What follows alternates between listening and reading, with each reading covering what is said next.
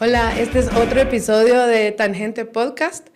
Hoy tenemos una entrevista súper importante porque, como hemos dicho muchas veces aquí en este podcast, la política se trata de poder. Y en la entrevista que tenemos hoy, tenemos una investigación acerca de las diferentes redes de poder y de cómo se usa el poder por los diferentes partidos políticos y por el sistema electoral en Guatemala. Así que vamos a adentrarnos en eso, pero antes, recuérdense por favor de seguirnos y de suscribirse a nuestros canales en YouTube, en Spotify. Sus comentarios nos ayudan muchísimo, no solo para saber qué temas les interesa que hablemos, sino también para lograr más circulación del podcast. Y bueno, ahora sí, ya con ese mensaje, quiero darle la bienvenida a Alex Papadopoulos. Así es. De Inside Crime, que hizo una investigación que se titula Poder, Impunidad y las elecciones en Guatemala, que tiene 7 capítulos. Cada uno va en profundidad. Pues el primero habla sobre el escenario en sí, en el que nos tocó elegir, en el que nos tocó este ejercicio electoral, nuestra famosa fiesta cívica. ¿Cuál era el escenario pues, preocupante en el que estábamos? Que aunque esto se publicó en el 21 de junio, pues seguía siendo cierto hasta el 25 de junio en la mañana, digamos. Ese era el escenario que estábamos enfrentando. Y luego va haciendo pues a profundidad cómo son las redes de poder de los diferentes partidos que en su momento se creían punteros, ¿no? Hay un perfil de la UNE, de Vamos, de Valor Unionista, si no me equivoco, y esos son, ¿no? Cabal. Ah, y de Cabal también. Y un caso de estudio sobre prosperidad ciudadana. Ajá. Y bueno, entonces quizá empezamos por donde empieza la investigación, Alex. ¿Cuál es ese escenario que ustedes retrataron bajo el cual nos tocó elegir? Ese escenario donde había corrupción, justicia parcializada, donde teníamos un referee que no necesariamente trabaja por un proceso justo. ¿Qué fue lo que observaron en la investigación y trataron de retratar ahí? Sí, o sea, nosotros sabíamos que como muchos medios terminado con un panorama bastante pesimista. Guatemala estaba llegando a las elecciones en una situación bastante complicada. Habíamos visto una fuerte centralización de poder alrededor de los 3 poderes del Estado, el Ejecutivo, el Congreso y se me escapa el otro, las Cortes. Y eso más o menos a través de una alianza horizontal alrededor del gobierno de Alejandro Yamatei. Habíamos visto también antes de las elecciones indicios de manipulación y la exclusión de ciertos candidatos que no estaban alineados con estos grupos, digamos. Y cuando hicimos los perfiles de las partes que tú acabas de mencionar, nuestra conclusión era que no había ni un partido ni un candidato que no tenía vínculos directos o indirectos con la corrupción o la vieja política.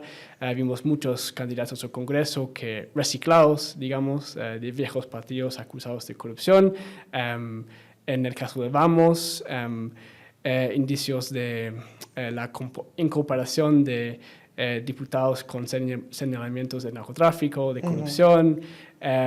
Entonces, nuestra conclusión era básicamente que este sistema estaba por perpetuarse a través de la selección y como muchos medios no vimos la sorpresa de Semilla.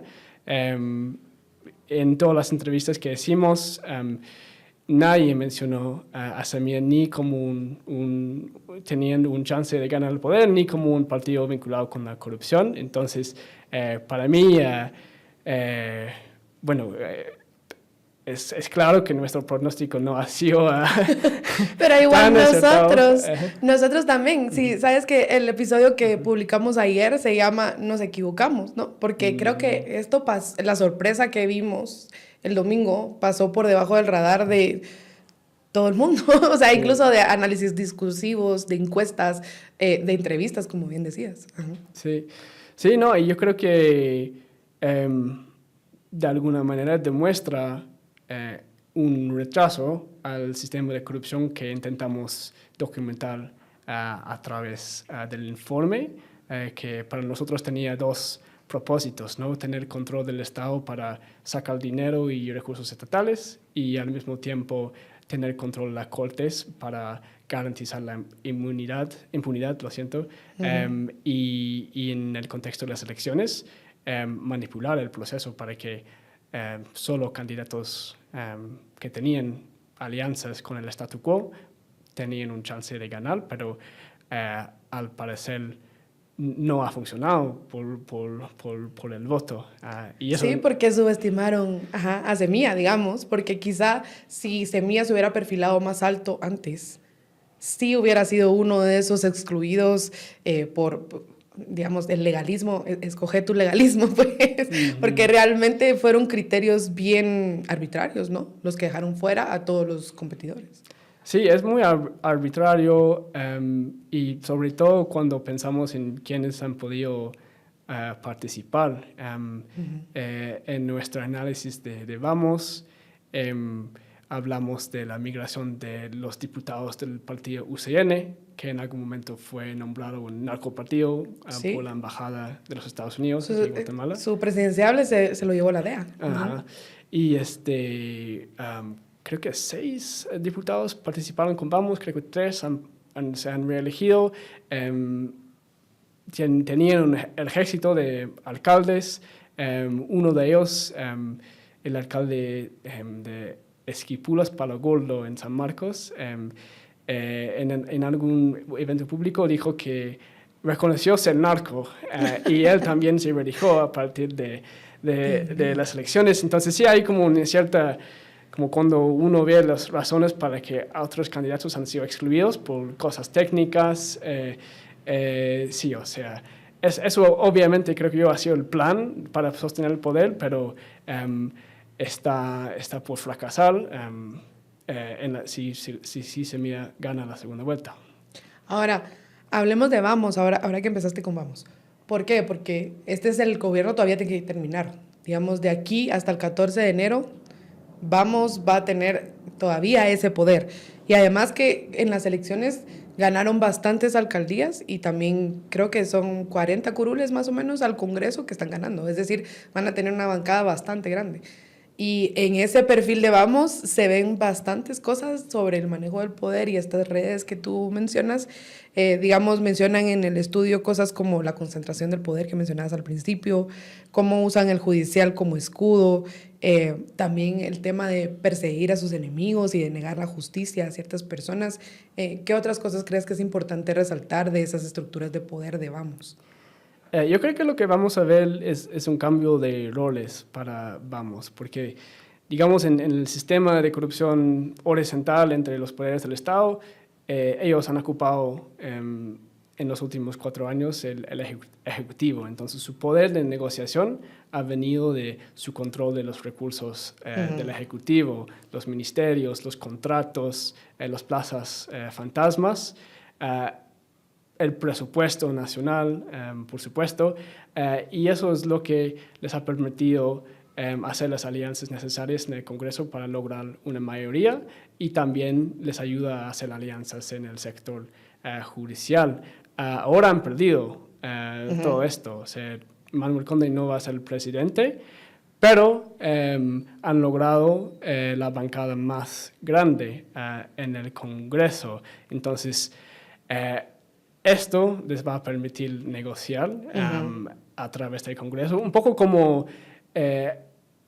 pensamos en el rol de la UNE de antes, que era el partido más grande, pero no tenía el control de la presidencia. Entonces, eso es algo que también queremos resaltar en el informe, que el sistema puede perpetuarse y simplemente cambiar los roles. Y en el caso de que Vamos a estar en el Congreso y la UNE gana la presidencia, podríamos ver una continuación del status quo, solo con roles intercambiados. Y también hacen un perfil sobre el rol de Miguel Martínez, básicamente, ¿no? Sí, varias fuentes. Quizás una secreta abierta es como la frase que utilizaría para describir su papel, que no es funcionario público, pero casi todas las fuentes que entrevistamos para el informe nos dijeron que él es el negociador principal por el bloque de Vamos. Creo que eso tiene que ver con que cuando Giammattei empezó la presidencia, puso a Miguel Martínez como el jefe del centro de gobierno y eso le permitía vigilar de alguna manera todo lo que está pasando en los ministerios principales. Digamos que al parecer después del cierre del centro de gobierno, él siguió en el mismo rol, pero extraoficial. Que sí hay diputados o otras facciones políticos interesados en acceder a recursos estatales, que sea contratos o otra cosa. Él es la persona con la que se tiene que hablar. Incluso, como tú decías, ¿verdad? Es un secreto a voces. Incluso sin estas fuentes, digamos, confiando en lo que estas fuentes te dicen, aún si no lo tuviéramos, sí es un rol del cual él parece como enorgullecerse, digamos. Hay ese famoso video donde él está cantando "Soy el jefe de jefes", digamos, por ejemplo, en alguna campaña o algo así. O digamos, también él acompaña constantemente a eventos oficiales, giras, etcétera, que si no tuviera un cargo público no tendría por qué hacerlo. Entonces, de alguna manera también lo que se puede ver confirma lo que estás diciendo. Claro, yo creo que eso también es factor de la impunidad, ¿no? Y que creo que estos actores no se preocupan mucho por la justicia y les permite actuar de una manera como casi abierto, pero sí, vamos, creo que no la corrupción durante la administración de Giammattei ha sido bastante flagrante. Recordamos de la famosa alfombra lleno de dinero, supuestamente. Entonces, yo creo que también viene de esta percepción de nosotros tenemos el poder y no tenemos que comportar como los demás. Sí, pero esa percepción está fundamentada en alianzas que ellos tienen. Ahí retratan alianzas con Consuelo Porras y otros miembros del organismo judicial. Contanos un poquito de eso también. Sí, o sea, yo creo que, digamos, sí, regresando a los dos objetivos de todo esto, ¿no? Uno es aprovechar de recursos estatales y dos, garantizar la impunidad. En garantizando la impunidad se requiere alianzas. Yo creo que el más importante cuando estamos hablando de Vamos es la alianza que se ha formado entre Alejandro Giammattei y el fiscal general Consuelo Porras. Hemos visto en repetidas ocasiones que el Ministerio Público ha estancado o no seguido con investigaciones no solamente que tiene que ver con Giammattei, pero también sus aliados. Y creo que con el aval del presidente, Consuelo Porras y sus aliados dentro del Ministerio Público han también empezado todo lo que hemos visto con la persecución de jueces, fiscales a través de la FESI. Entonces, sí, o sea, otra vez es un ejemplo de cómo diferentes partes de esta alianza horizontal están más o menos yendo en la misma línea para lograr sus objetivos. También la Corte de Constitucionalidad ha sido, digamos, un logro para la administración actual y sus aliados. Y cuando digo logro me refiero a que la composición del Corte ha cambiado para que sea más alineado con intereses oscuros y sus aliados en el Congreso también han logrado estancar las elecciones de las altas cortes, específicamente la Corte Suprema, y en cambio la Corte Suprema ha protegido a muchos diputados. Entonces es como cuando uno entra, digamos, a la máquina y a ver cómo esto funciona, uno se da cuenta que todo tiene que ver con un intercambio de favores constante entre esos actores. Sí, incluso usan ahí un término que les llaman como brokers de poder, digamos, porque hacen esos intercambios y esa como pareciera una compraventa, ¿no? De poder ver por impunidad o de votos por dinero y así. Hablemos también de la UNE. Digamos, sí hicieron un perfil de la UNE corre en la segunda vuelta, ganó la primera vuelta, ¿no? ¿Qué encontraron en términos de esas redes de poder digamos, redes de procurar impunidad en términos de la UNE? Bueno, nuestro análisis de la UNE iba enfocado en la teoría de que su capital político y capital judicial tiene que ver con su poder en el Congreso. Sabemos que en el último Congreso tenía la bancada más fuerte de todos los partidos y entonces no se puede, o sea, es muy difícil gobernar o pasar leyes sin tener el apoyo de al menos algunos de sus diputados y ellos han sabido manejar esto para lograr sus propios ejecutivos. Cuando hablamos de la justicia, creo que una de las cosas o nuestras conclusiones de la investigación es que ha habido un alineamiento entre los bloques de Yamatei y Sandra Torres. Empezando con una rebelión contra Sandra Torres dentro de su propio partido. El Tribunal Supremo Electoral en su momento ayudó a Sandra Torres y le ayudó a mantener el control del partido. Varias fuentes con las que hablamos e incluso los propios diputados de la UNE han acusado a Yamatei o han dicho que eso es parte de una alianza entre Yamatei y Sandra Torres. Eso nos llama mucho la atención y si vemos un poco el panorama preelectoral, para fines del año pasado Sandra Torres todavía tenía pendientes con la justicia, que tenía un caso de financiamiento ilícito. Pocas semanas después de que sus diputados apoyan al gobierno en la aprobación del presupuesto nacional y la reelección de un operador de Vamos como presidente del Congreso, ya no hay cargos en su contra.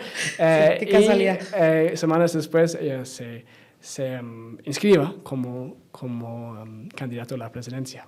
Sí, por cierto que me pareció fenomenal la definición de quién es Sandra Torres, que ponen ahí en la investigación, le ponen que es una candidata presidencial en serie, por todos los diferentes intentos que ha hecho a llegar a la presidencia. También me llamó la atención, y eso es algo que yo que soy politóloga no tenía mapeado tan a fondo, y me pareció súper interesante de la investigación, es todo este entramado que tienen con las portuarias o con los puertos. Y también estas empresas de cable en 200 municipalidades, creo que en parte le apostaron mucho a eso porque quizá tal vez no estaban tan al tanto de que pues, la televisión ya no tiene tanto poder como antes, pero aún así es tiempo de aire que pueden utilizar. Contanos un poquito más de eso también. Sí, sí, como todos los bloques, parte del poder viene de ciertos operadores en el Congreso que tienen capital político y financiero. En el caso de los puertos, digamos que el hombre de confianza de Sandra Torres en el último Congreso ha sido Estuardo Vargas, que ha sido una política durante muchos años. Antes fue director de uno de los puertos de comercio en el Caribe. Él también ha sido sancionado por los Estados Unidos por supuesto corrupción en los puertos. Recordamos que los puertos a nivel de corrupción es un gran negocio. Solo hay que ver un caso como La Línea para ver cómo redes políticas pueden aprovechar de la importación y exportación para cobrar comisiones y así ganar dinero. En el caso de Vargas, ha sido sancionado por el manejo de contratos en los puertos. Pero digamos que este tipo de relación o teniendo este tipo de operador abre la puerta a influencia política para el partido UNE y también a fondos para sus campañas electorales. En el caso de las empresas de cable, ahí estamos hablando de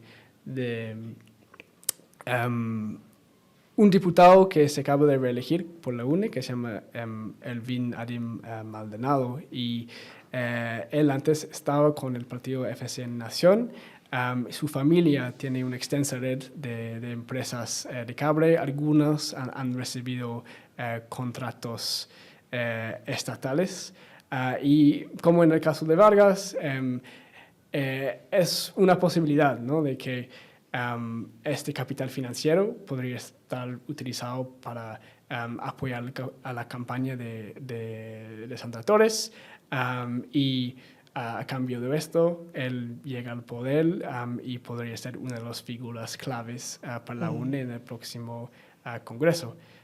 Pero eso ha sido una estrategia de ellos durante muchos años, ¿no?, colocando a operadores a veces regionales con mucho poder, muchas veces en el Congreso, que se llaman caciques regionales, con el fin de recaudar más votos y movilizar fondos, a veces ilícitas, para intentar ganar la presidencia, que para la UNE solo ha funcionado en una ocasión.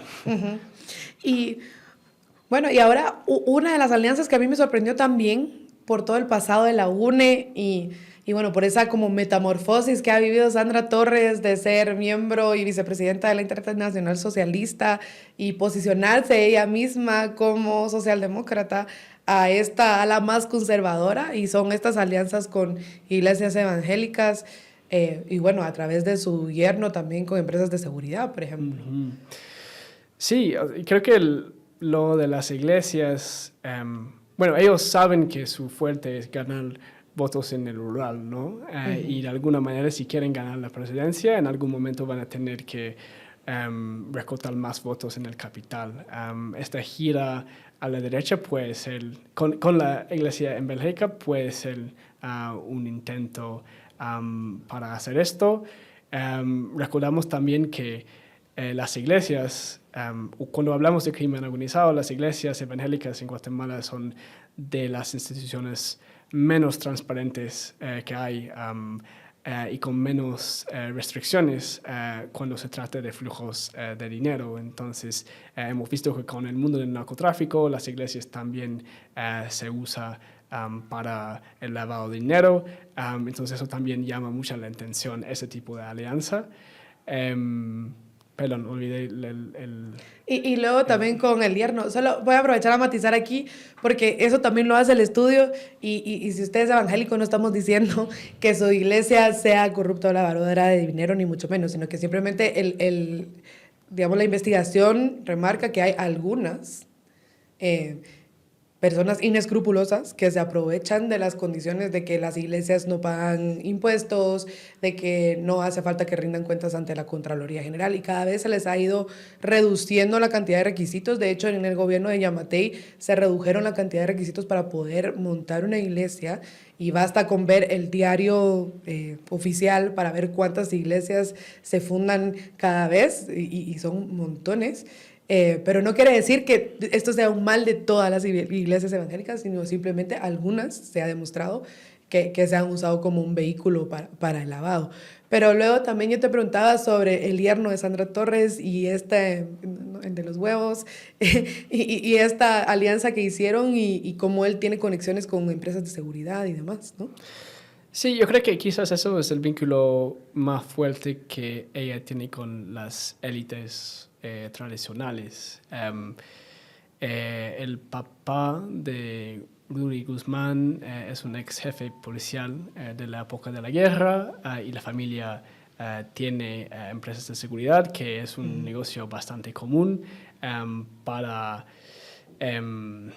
exmilitares y exfuncionarios de la seguridad nacional. También es una posible fuente de dinero para la campaña y pues la hija de Sandra Torres está casado con Rudy Guzmán y escuchamos, digamos, de las fuentes que entrevistamos para este proyecto que el partido de nosotros podría funcionar como un partido satélite que apoya a la UNE, quizás en el Congreso también. Creo que nosotros ha ganado no muchos, pero algunos diputados en el Congreso.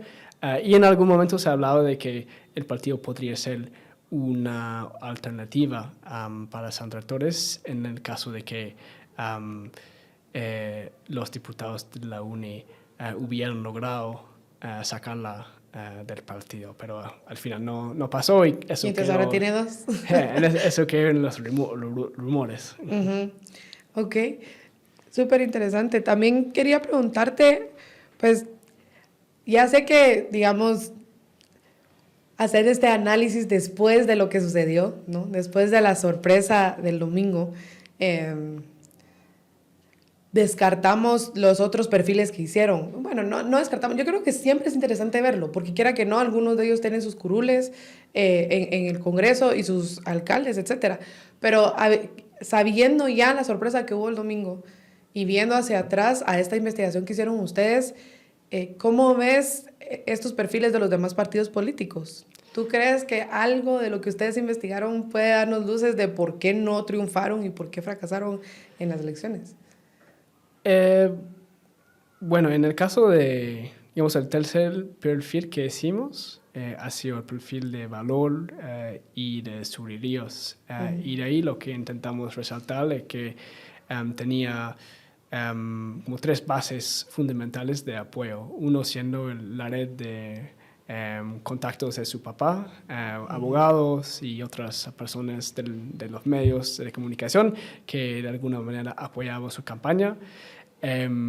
Las unionistas, fuertemente vinculados con la élite tradicional y la FC Nación, unos diputados prominentes del gobierno de Jimmy Morales que ya estaban con la coalición Valor Unionista. Y yo creo que ahí, si pensamos en que este voto ha sido un rechazo de la política tradicional o la vieja política, yo creo que ahí está la respuesta, ¿no? Que su campaña no tenía ni gente ni propuestas nuevas y era muy enfocado en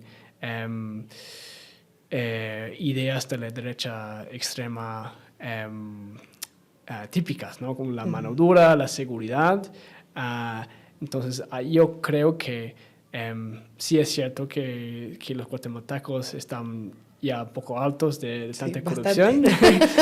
Bastante hartos. Su campaña y la red de personas que le apoyaban no tenía mucha esperanza para ganar esto. Y un poco lo mismo con la plataforma de Mulet, que Mulet se decía una opción alternativa, pero de ahí cuando empezamos a mirar quiénes fueron los candidatos a diputados, salieron varias personas de la vieja política, de partidos como Patriota, de Líder, de Manuel Valdizón. Entonces creo que tampoco había una propuesta o no podían evidenciar que su partido político iba a prometer algo diferente. Yo creo que eso ha sido el error de los dos partidos. El último partido que perfilamos era el de Carlos Pineda, Prosperidad Ciudadana, pues al final no competieron en las elecciones, entonces solo utilizamos este caso para mostrar cómo los bloques de poder que actualmente tienen el poder del gobierno pueden mover los cortes para descalificar a algunos candidatos. Sí, yo creo que sí hay bastante, digamos, me suena bastante acertado lo que estás diciendo porque, digamos, normalmente se ve en política, en ciencia política, que gana el candidato que más se acerca al votante mediano, ¿no? Y tradicionalmente esa gráfica del votante mediano se ve en términos de izquierda-derecha, ¿no? Y normalmente el grueso de los votantes está más o menos en el centro, quizá un poquito centro-derecha, centro-izquierda, etc. Y lo que hacen regularmente los candidatos es que tratan de irse acercando al centro poco a poco, que es más o menos lo que me mencionabas de Sandra Torres, ¿no? Que ella estaba perfilada muy a la izquierda y se ha ido acercando, digamos, haciendo más a la derecha o buscando el centro, quizá. Pero lo que yo veo es que esta vez el votante mediano no se está definiendo por izquierda-derecha. El votante mediano se está, digamos, decantando por anticorrupción o antisistema, anti-status quo. Digamos, en vez de ver los ejes como izquierda-derecha, habría que verlos como sistema tradicional, vieja política, status quo, como quieras llamarle, versus gente que está en contra de este sistema. Y allí es donde todos estos candidatos que le jugaron a qué tan cerca del centro, derecha e izquierda están, han perdido, porque no se están acercando al votante mediano que lo que está buscando es una política más limpia, ¿no? Una política libre de corrupción y una política que nos sirva para todo esto que el estudio menciona, ¿no? Procurar impunidad, ser brokers de poder, intercambio de favores, etc. O sea, el electorado lo que está buscando parece ser el mensaje del domingo, es algo que esté totalmente alejado de esto. Sí, o al menos algo diferente. Hubiera sido muy interesante ver los resultados si hubiera participado Carlos Pineda, porque él también agarró mucho interés de voto, pero tampoco era una persona que ofrecía necesariamente una propuesta clara con respecto a la corrupción. Entonces yo creo que sí, o sea, pero sí decía, ¿no? Sí decía que él quería acabar con la corrupción, pero sí, yo creo que él, obviamente Samia, en los principios de la campaña, Roberto Arzú también agarraba un poquito de interés con su discurso fuerte contra Yamatei. Entonces sí, yo creo que hay un cierto impaciencia con los políticos tradicionales y cualquier partido que en este momento está ofreciendo una propuesta clara que le da al voto electoral algo diferente, tiene buenas posibilidades de llegar al poder. Así es, sí. O bueno, eso parece confirmar los resultados del domingo. Ahora, normalmente el tipo de investigaciones que hace son distintas. Digamos, hace, ¿qué? Unos meses, cuando todavía estábamos en la radio, nos llamábamos, fíjese que entrevistamos a Alex, pero era una investigación sobre redes de tala de madera en el Petén y de hecho hasta se fue a meter al bosque. Yo no sé cómo te fuiste a meter, pero al bosque y la frontera entre Petén y México y descubrir toda esa red criminal. Pero ese es el tipo de investigación que normalmente hacías y ahora esta vez fue electoral. ¿Qué te llevó a hacer investigación electoral? ¿Cómo fue distinto este tipo de trabajo y qué estabas buscando? Bueno, normalmente nos enfocamos, o sea, somos una organización que estudia el crimen organizado. Digamos que las elecciones podríamos decir que es un asunto un poquito más político, pero en el caso de Guatemala, la política y el crimen organizado tienen estrechos vínculos, ¿no? Pero de hecho, este estudio empezó con la idea de actualizarnos un poco sobre la corrupción en Guatemala y las élites, pero nos dimos cuenta muy rápido de que con las elecciones o en vísperas de las elecciones se necesitaba perfilar a las personas y candidaturas que posiblemente iban a tener el poder después de las elecciones. Entonces entramos en esto primero como un análisis del sistema, ¿no? Cómo el sistema está funcionando. No estamos diciendo que los bloques que perfilamos son los únicos, pero sí creo que cada uno nos permite abrir como o de ilustrar un parte del sistema de corrupción que ha sobrevivido hasta el día de hoy en Guatemala. Y bueno, si leen el informe van a ver la estrecha relación entre la política y el crimen organizado. Y no, por eso básicamente que empezamos, no solo sin pensar mucho en las elecciones, pero con cada mes íbamos agarrando más información sobre los candidatos y pensamos que valía la pena publicar algo antes de las elecciones Sí. por la gravedad de la situación. Incluso ahorita después de la primera vuelta todavía hay bastante información valiosa, sobre todo porque hay que ver que hay alcaldes y hay diputados que pertenecen a esos mismos bloques y comprender cómo están las redes de poder en los partidos políticos de estos diputados y estos alcaldes, pues también le da luces al ciudadano de qué es lo que está pasando y también ayuda como digamos, sí, uno se ilusiona de pensar qué bueno que un partido que no pertenezca a ninguna de estas redes de poder, ni de intercambio de favores, ni de corrupción, tenga la posibilidad de llegar a ejercer la presidencia. Pero a ese mismo partido le va a tocar ejercer la presidencia, si es que queda electo, dentro de este mismo sistema, ¿no? O sea, el sistema persiste. Estos bloques que investigan de diferentes partidos políticos van a persistir también. Entonces sí es bien importante pensar, bueno, hay una luz por ahí de esperanza para nuestra democracia, digamos, o para el sistema político guatemalteco en general, pero va a ser un reto a la vez, ¿no? Sí, claro. Siempre hay, bueno, como hay dos momentos, ¿no? Primero es la segunda vuelta, que si pensamos en la maquinaria electoral de la UNE y también pues la maquinaria de Vamos, que ha sido muy fuerte en la primera vuelta, y la alianza que existe entre esos dos bloques, eso podría ser algo muy fuerte en términos de apoyar a Sandra Torres en la segunda vuelta. Entonces creo que eso es un primer reto para Semilla, pensar cómo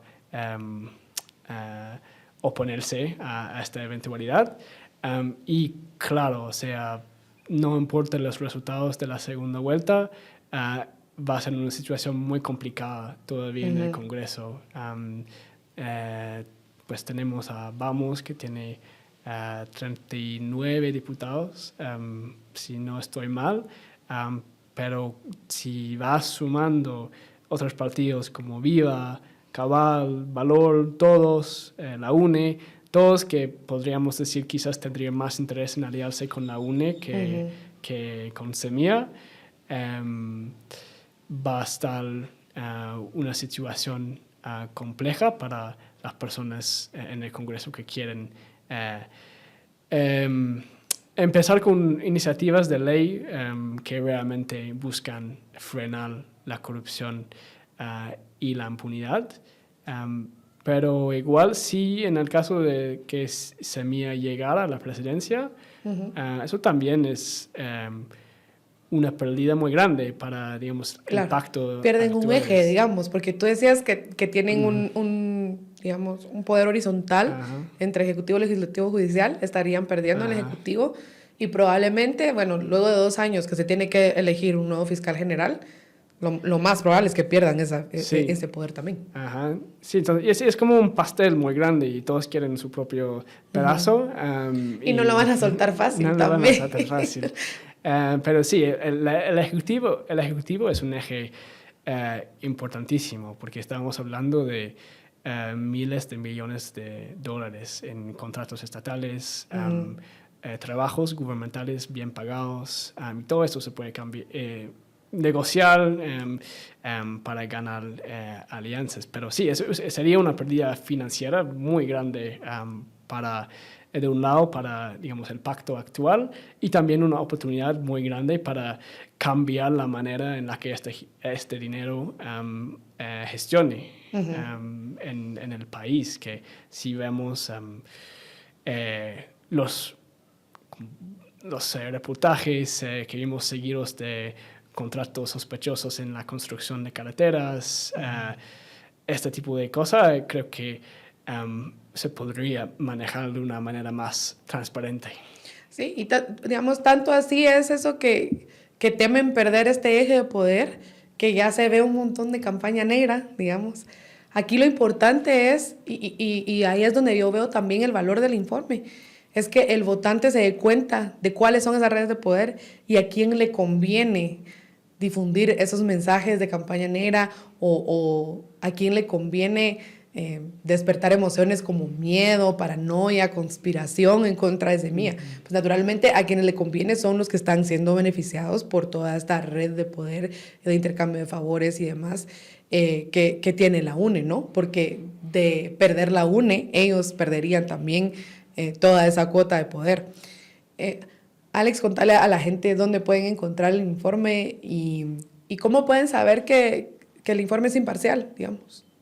Vale. Pueden encontrar el informe en nuestra página web, que es insidecrime.org. Bueno, puedo explicar un poquito cuál ha sido la metodología de la investigación y un poco sobre nuestra organización. Somos una ONG sin lucros financieros, no sé cómo decir Sin ánimo de lucro, sí. Sin ánimo de lucro, así es.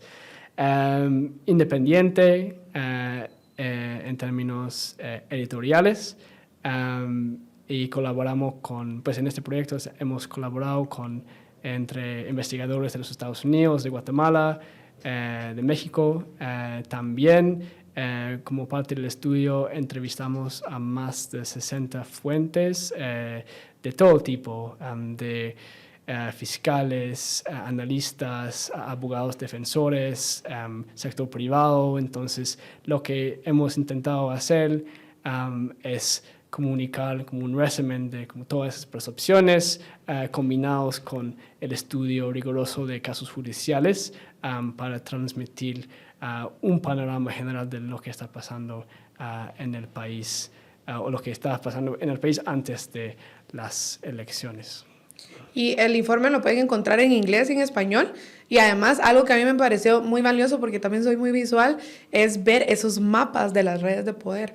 Digamos, si usted va a la página web de Inside Crime, como decía Alex, y mira el estudio, además de tener acceso a los 7 capítulos, pues de una forma bien fácil de navegar, porque si bien se puede descargar, hay una navegación tipo web donde al lado izquierdo uno tiene cada capítulo, puede ir haciendo clic y leyendo como que si fueran pequeños articulitos, pero además tiene estas gráficas de cómo están las redes de poder con nombres, con fotos, con los diferentes vínculos y digamos las flechas que le hacen a uno clarísimo qué se cambia, por qué, quién tiene poder sobre quién y cómo se negocia todo eso.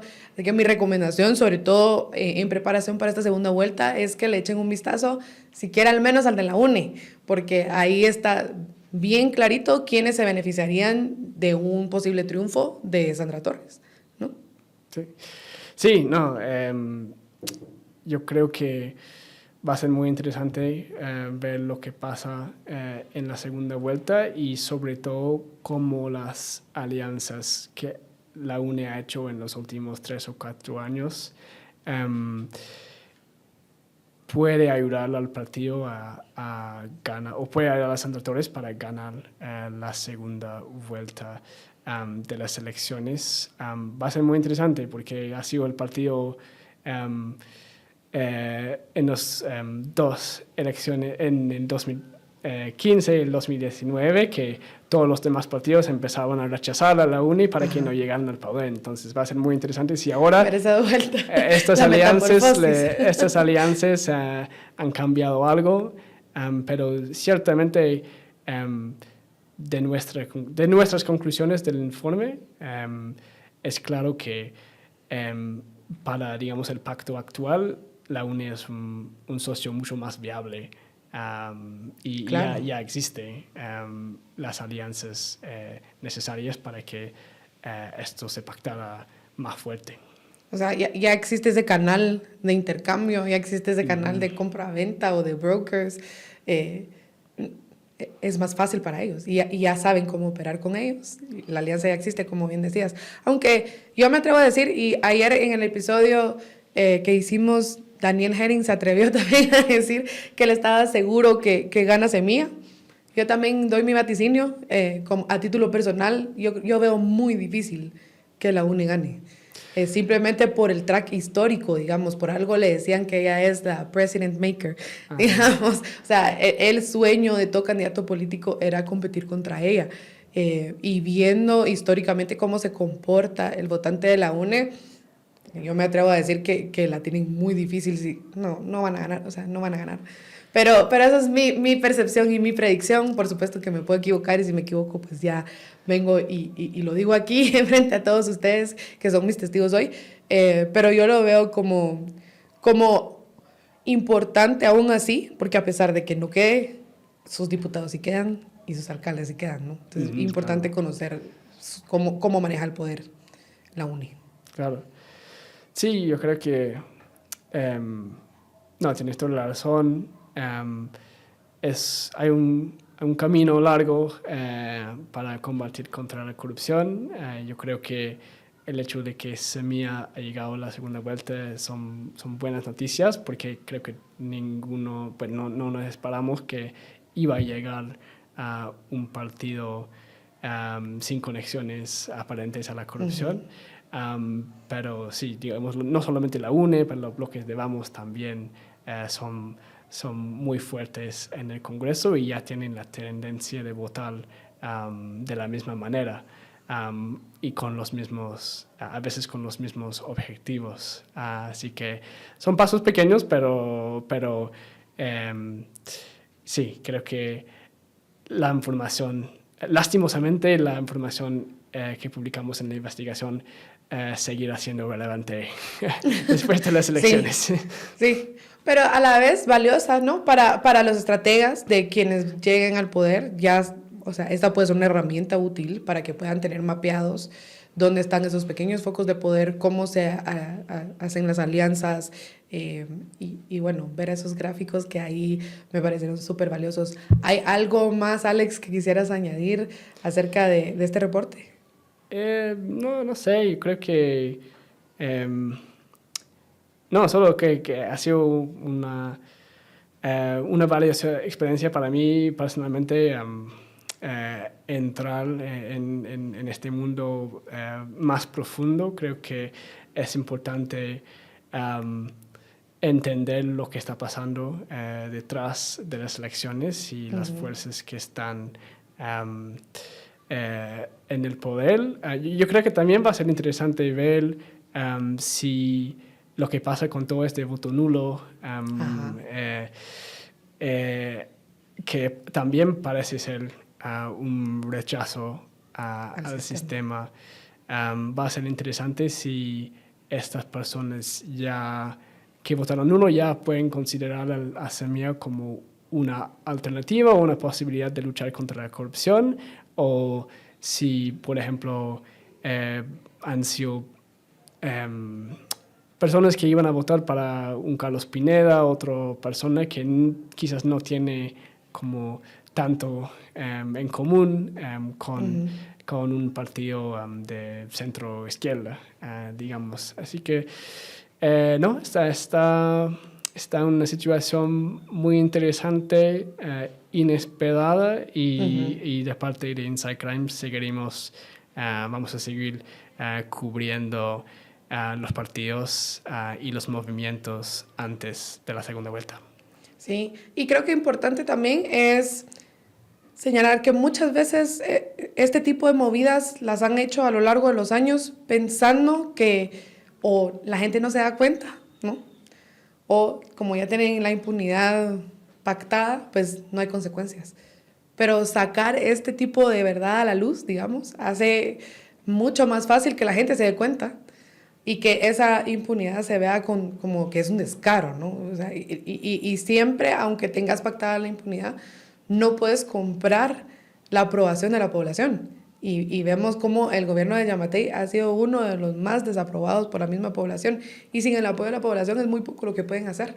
Así que gracias por sacar esto también a la luz. Yo lo encuentro muy valioso. Ya saben, pueden buscarlo en la página web de Inside Crime, que es insidecrime.org. .org, claro. Igual si ponen en Google Inside Crime, ya les sale de una vez. Le hacen clic ahí, es el informe de 7 capítulos. Si no lo quiere leer todo, lea nada más los relevantes para ahorita, que es la UNE y Vamos probablemente. O quizá el capítulo también sobre cuál es el escenario electoral también es relevante. O si quiere digamos, leerlo todo, léalo todo, también es valioso, ¿no? Para conocer a alcaldes y diputados. Y bueno, recuerden siempre seguirnos en nuestras redes sociales, canales de YouTube, Spotify. Muchas gracias a Alex por aceptar la entrevista y por venir a platicar con nosotros hoy. Y bueno, nos seguimos viendo.